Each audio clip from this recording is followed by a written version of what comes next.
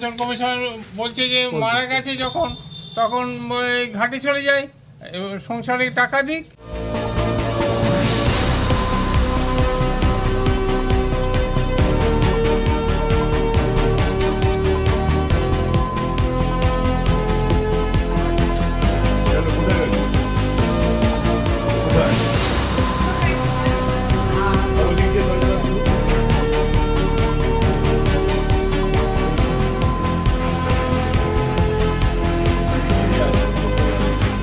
Voter এসে না দেখলাম যে মৃত বলে ঘোষণা। এই শুনে আমি পঞ্চায়েত সদস্য বললাম যে কি ব্যাপার, আমার মৃত এলো কেন? আমার তো হাত পা কাঁপছে, যে কি ব্যাপার, আমার এরকম হলো কেন?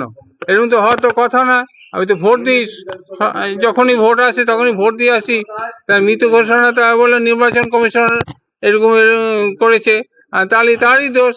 তাহলে মৃত যখন ঘোষণা হয়েছে তাহলে বলে আমাকে শ্মশান ঘাটে নিয়ে যাক, খরচা দিক, সংসারে খরচা দিক। জানতে পারলে মৃত বলে ঘোষণা করেছে। আতঙ্কে দিন কাটাচ্ছি। এই যে মৃত বলেছে, আরে আমাকে মৃত বললো, হ্যাঁ, মনের মধ্যে চিন্তা হচ্ছে। কাদের ভুল মনে হয় আপনার? নির্বাচন কমিশনের দোষ। এরও নাম দেবো না, নির্বাচন কমিশন একদম মাথা। হ্যাঁ, 2002 সালে আপনার নাম ছিল। হ্যাঁ, নাম ছিল। মোদির কথায় নির্বাচন কমিশনার চলছে। নরেন্দ্র মোদী, অমিত শাহরা বলে দিয়েছে পশ্চিমবাংলা থেকে 1.5 থেকে 2 কোটি মানুষের নাম ভোটার তালিকা থেকে বাদ দিতে হবে। যদি 1.5-2 কোটি মানুষের নাম বাদ দেওয়া যায় তাহলে তারা নাকি ক্ষমতায় আসবে। এটা হচ্ছে তাদের ভাবনা। সেই ভাবনাকে বাস্তবে রূপ দেওয়ার জন্য নির্বাচন কমিশনার ময়দানে নেমেছে। ময়দানে নেমে যে মানুষগুলো হাঁটাচলা করে বেড়াচ্ছে, কাজ করছে, সেই মানুষগুলোকে মৃত ঘোষণা করে দিল। গত পরশুদিন ভোটার তালিকার খসড়া তালিকা প্রকাশ হয়েছে। সোমেশ্বর কর্মকার, জেটিআর 75 নম্বর পার্টের বাসিন্দা, তার সোনার ব্যবসা, সে নিজে সোনার কাজ করছে, তাকে মৃত বলে দিল। ওনার বক্তব্য, সোমেশ্বর কর্মকারের বক্তব্য, আমাকে মৃত বলেছে, আমার তাতে কোনো আপত্তি নেই। আমি ভোটার তালিকার নাম তুলতেও যাব না যদি নির্বাচন কমিশনার আমার পরিবার চালানোর জন্য সমস্ত খরচ দেয়, যে আমার পরিবারটা যাতে সচ্ছলভাবে চলতে পারে। আমার পরিবার যদি সচ্ছলভাবে চলতে পারে তার ব্যবস্থা যদি নরেন্দ্র মোদী করে দেয়, তাহলে আমি হাঁটতে হাঁটতে শ্মশান ঘাটে চলে যাব, যেহেতু তারা আমাকে মৃত ঘোষণা করেছে। নির্বাচন কমিশন তো এসে বিএলওর মাধ্যমে তো এটা হচ্ছে, এর মধ্যে নির্বাচন কমিশন কোথা থেকে এসে গেল? নির্বাচন কমিশনের আন্ডারেই বিএলও কাজ করছে। বিএলওটা কে? বেশিরভাগ বিএলও এই রাজ্য সরকারের আঙুল হিলানিতে কাজ করছে। আপনারা দেখেছেন বিএলওদের, যে বিএলও 2 করেছে তৃণমূল, বলেছে সই করবে না। তাহলে যারা বিএলও 2 ছিল, বিএলও 1 সরকারি কর্মচারী, ওখানে আইসিডিএসকে ঢুকিয়ে দিয়েছিল, ওখানে কন্টেকচুয়ালকে ঢুকিয়ে দিয়েছিল। বলছে কি আমাদের কাছে নেই।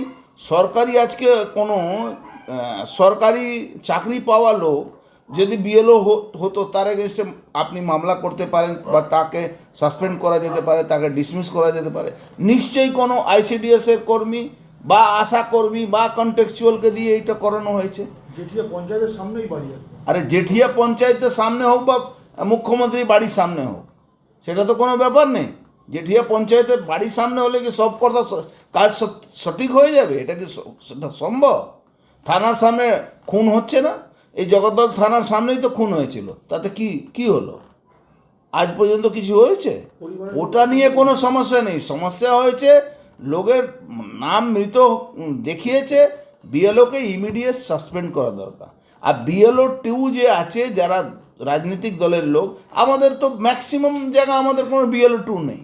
বিজেপি লোকরা তো, তৃণমূলেতে বিএলও 2 ছিল, অন্য রাজনৈতিক দলে তো বিএলও 2 ছিল। তারা এইটা নিয়ে কেন দেখেনি কি আমার বুথে অমুক লোক মারা যায়নি আর তাকে মৃত্যু বলে ঘোষণা করে দিয়েছে?